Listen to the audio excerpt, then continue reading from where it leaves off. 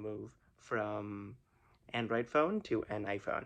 So I thought that would be easy, and it sounded easy. If you land at the Apple's landing page, it says everything about Apple or an iPhone is supposed to be simple, including from moving from Android to iOS.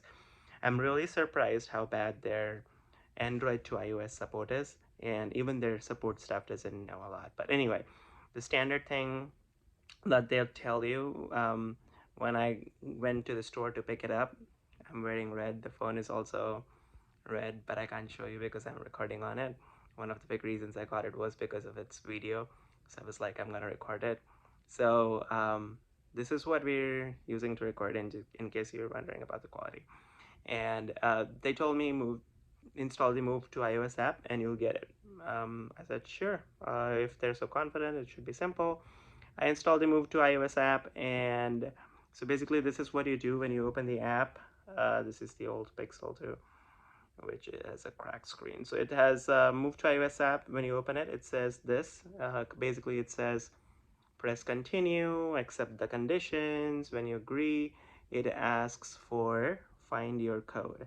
So basically, when you're starting up or setting up your iPhone, at that time, when you say you have different options on how you want to set up that phone, with including some data that you want to backed up data that you want to install.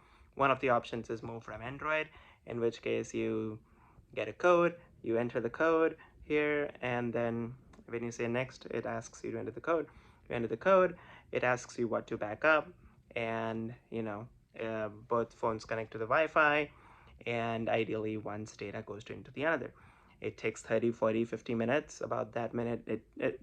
For about 2 GB data, that's what I had. Maybe it will take more or less depending on the amount of data. But that still sounds simple, right? Like it's not that bad. But hey, the problem is it did not install the apps like it used to from Android to Android phones. Like if you get a new phone, you just sign into your Google account and everything installs, right? Well, no, it did not. Um, and it copied contacts, but it copied no texts. Well, called the Apple support. They said a couple other things like, hey, disable any other apps, disable your internet, like mobile internet, mobile data, and try again. Basically leave the phones alone next to each other, and stuff like that. But I tried again. 68 apps installed out of like 200 plus. Rest of them did not. Contacts did. Text still did not. Well, it went on and on and on. I talked to many Apple people, Twitter support, on calls. It took me 4 days, literally 4 days, for any of them to figure it out. I don't know why it's so difficult. They should be actually supporting the move from Android to iOS, so their support on this should have been, like on point, but they were not knowing what they were doing. Slash, I don't know. They didn't really actually care that much.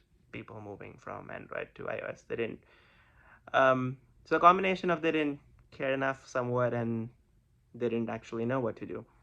But then today, they gave a support call and to give full credit, she came up with one little thing that actually worked, that she thought about, and that is the reason I'm actually making this video, is that in case you're missing that, don't spend for 4 or 5 days. If you just type that as a search and you found this video, this is it.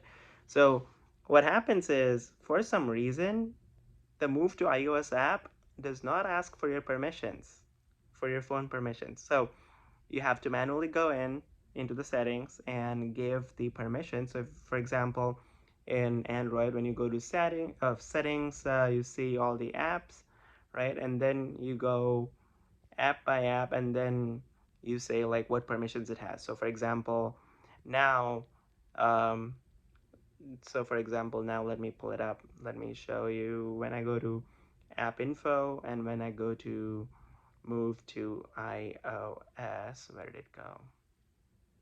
Mm, Move to iOS. Okay, so now this has a thing called permissions, the second from the top. And when you go, now it says, see, allowed, all of those things. That was first under denied. But the thing is, I never denied it. It never asked for it. So by default, it doesn't ask and it goes under denied.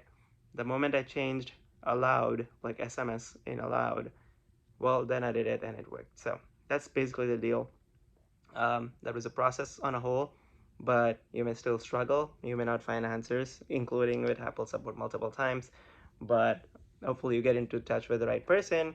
But now also hopefully you saw this video, so you'll be able to figure it out. Basically, the point is move to iOS app, and then before starting your iPhone, make sure to go in and allow all the permissions to everything you want to back up, then try it again. Hope this works for you. Let me know if you have any questions in the comments. Thank you.